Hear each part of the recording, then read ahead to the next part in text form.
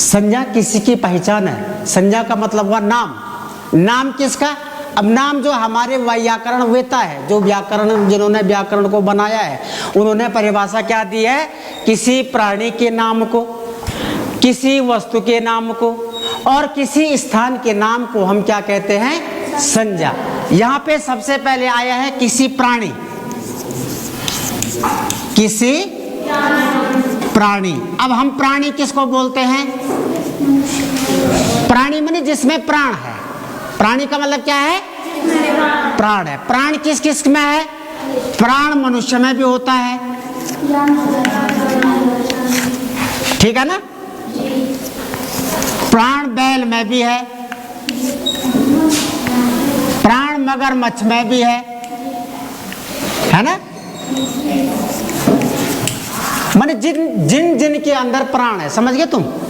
जिन जिन के अंदर प्राण है, माने मनुष्य हुआ, बैल हुआ, मगरमच्छ हुआ, बिच्छू हुआ, कीट हुआ, पतंग हुआ, है ना, पक्षियां हुई, जितने भी इस संसार में जीव है, चाहे जलचर हैं, चाहे नभचर हैं, चाहे उभयचर है, जहां जहां रहते हैं, उन सबको प्राणी कहते हैं। उन सबको क्या कहा जाता है?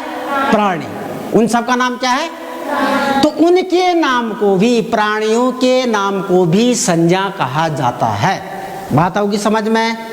दूसरा है हमारा वस्तु। किसी वस्तु माने कोई भी वस्तु है। वस्तु का मतलब समझ लीजिए सामान। वस्तु का मतलब सामान। वस्तु में क्या क्या है? जिसमें आप बैठे हुए हैं, हमारा टेबल हो गया, हमारा स्टूल हो गया, हमारा मेज हो गया, हमारी कुर्सी हो गई, पेन हो गया आदि। सामान, सामान समझ गए ना? वस्तु का मतलब होता है सामान। सामान, सामान क्या क्या है? टेबल, स्टूल, मेज, कुर्सी, हम कुर्सी की गद्दी, हमारा बस्ता, ये सब क्या आता है? सामान में। ये सब क्या है? सामान। जिससे हम लिख रहे हैं, पेन, जिससे हम ब्लैक बोर्ड पे लिख रहे हैं, ये चौक, जिससे हम ब्लैक बोर्ड पे जो लिखा हुआ है उसको मिटाना है, डस्टर, ये सब सामान है, वस्तु है। तो इस वस्तु माने किसी भी वस्तु के नाम को संज्ञा कहा जाता है। ये भी समझ में आ गया? अब आया हमारा तीसरा स्थान। किसी स्थान के नाम को, किसी स्थान। स्थान का मतलब क्या हुआ? जगह। स्थान माने जगह। जगह जैसे जैसे आयुष है, आयुष का घर कहाँ है?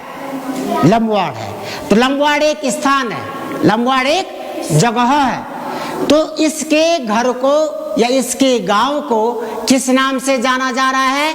लंबवाड़ के नाम से जाना जा रहा है। जैसे मैं जनपद रुद्रप्रयाग का हूँ, तो मैं यदि बाहर जाऊंगा, मैं दिल्ली में जाऊंगा, तो मैं कहाँ किस नाम से जाना जाऊंगा? किस स्थान के नाम से जाना जाऊंगा? रुद्रप्रयाग से नाम जाना जाऊंगा, भाई ये रुद्रप्रयाग का है। जगह के नाम को, जैसे हमारे विद्यालय के ऊपर कौन सा गांव है? एक गांव है, परंतु उस गांव को किस नाम से जानते हैं हम? जखोली के नाम से जानते हैं। स्थान है वो, जहाँ बहुत सारे लोग रहते हैं। विद्यालय के ऊपर एक विद्यालय के नीचे गांव है जहाँ बहुत सारे लोग रहते हैं। उस स्थान को हम किस नाम से जानते हैं? देवल के नाम से। तो किसी भी स्थान के नाम को हम क्या कहते हैं? संज्ञा कहते हैं। और संज्ञा क्या होती है? किसी की पहचान। संज्ञा माने नाम।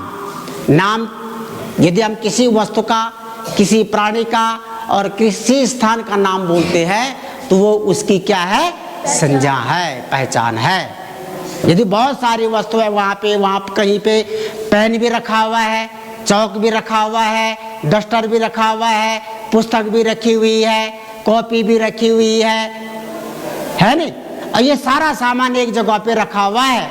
और यदि हम आपको बोलते हैं कि यार मेज में से वो सामान लेकर के आ, तो आपको संदेह होगा कौन सा सामान ले जाना है, क्योंकि सामान तो बहुत है, परंतु हमने उसकी संज्ञा नहीं बताई है, उसकी पहचान नहीं बताई है।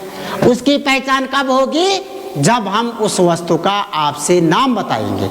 मेज पे बहुत सारा सामान है, मोबाइल भी रखा हुआ, पेन भी रखा हुआ, डस्टर भी रखा हुआ है, हमारा चौक भी रखा हुआ है, पुस्तक भी रखी हुई है, परंतु हमने आप इतने सामान में से आपको एक सामान बताया कि आप पेन लेकर के आओ मेज में से, तो आप बहुत सारी वस्तुओं में से केवल पेन को ही लेकर के आएंगे, क्योंकि उस जो लिखने वाले जिससे हम कॉपी में लिखते हैं उसकी पहचान किसके नाम से है?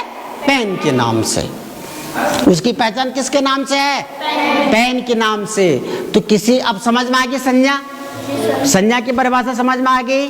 किसी प्राणी, किसी वस्तु, किसी स्थान के नाम को हम संज्ञा कहते हैं। अब चलते हम सर्वनाम पे।